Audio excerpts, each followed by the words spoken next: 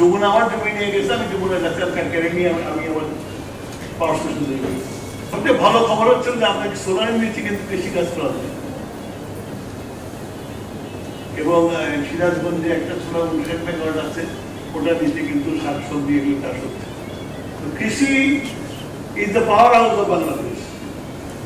তো সেইটাকে নষ্ট করার কোনো কারণ অধিকার নেই, কিন্তু গত সরকার যেভাবে কৃষি জমি নষ্ট করে এই ইপিজেড আর শিল্প অঞ্চল মুক্ত বানিয়ে গেছে এবং সেই সব জায়গা থেকে যেসব কৃষকদেরকে উচ্ছেদ করা গেছে, যাদের বাপদাদার বিচার ছিল, আমরা দেখেন না যাই না, আমি যেহেতু সিরাজগঞ্জে থাকি, অন্য ডিস্ট্রিক্টে যাই, এইসব করে তাদেরকে বাস্তবায়ন করা গেছে।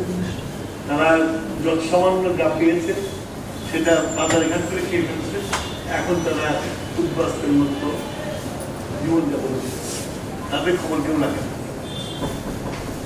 আমি এটার বিপক্ষে। কৃষি জমি নষ্ট করে এগুলো করা ঠিক হবে না।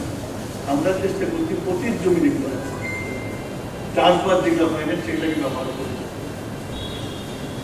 আর আপনার আপনারা সিরাজগঞ্জে গেছেন, সিরাজগঞ্জে যে পাওয়ার স্টেশনটা আছে সেটা কিন্তু কোনো জমি অধিগ্রহণ করে না, আমি যমুনার মধ্যে রিক্লেম করছি, যমুনার মধ্যে থেকে এটাকে রিক্লেম করে ওইখানে পাওয়ার স্টেশন তৈরি করা হচ্ছে। একজনের জমি দেয়, যমুনা আমার জমি নিয়ে গেছে, আমি যমুনার কাছে কেড়ে নিয়ে আমি আমার পাওয়ার স্টেশন তৈরি করেছি।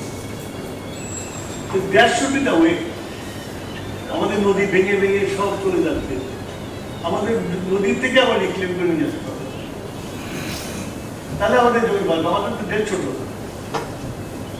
তো ওগুলোর দিকে আমাদের খেয়াল আছে। আমাদের যেমন আমাদের বহু ডিপার্টমেন্ট আছে, আমাদের রোড আছে, আমাদের রেলওয়ে আছে, আমাদের ওয়াটার ডেভেলপমেন্ট আছে, তাতে প্রচুর জমি আছে, কাজে লাগে না। পরে ওই টাকা পয়সা নিয়ে লিজ দিয়ে ওখানে বাড়িঘর করে মান্দির করে, আমরা সেই সব জমিগুলোকে টার্গেট করছি, সবগুলোকে আমরা পাওয়ার স্টেশন করবো, এই সোলার করবো। সবচেয়ে ভালো খবর হচ্ছে যে আপনাকে সোলার নিচে কিন্তু কৃষি কাজ করা যায় এবং সিরাজগঞ্জে একটা সোলার 59 মেগাওয়াট আছে, ওটা নিচে কিন্তু শাকসবজি এগুলো চাষ হচ্ছে।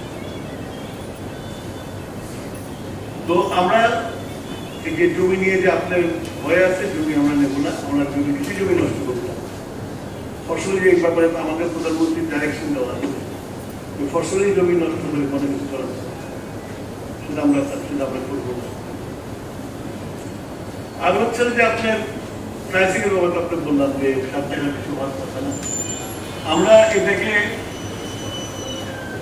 মানুষকে ইনভেস্টারকে আকৃষ্ট করার জন্য আমরা এবারকার বাজেটে আমরা ট্যাক্সের অনেক ফ্যাসিলিটি দিয়েছি, প্লাস আমাদের এই পলিসি সাপোর্টটা আসলে আমি মনে করি যে সোলারের যে 10,000 মেগাওয়াটের কথা আমরা বলেছি, আমার মনে হয় পসিবল, খুবই পসিবল।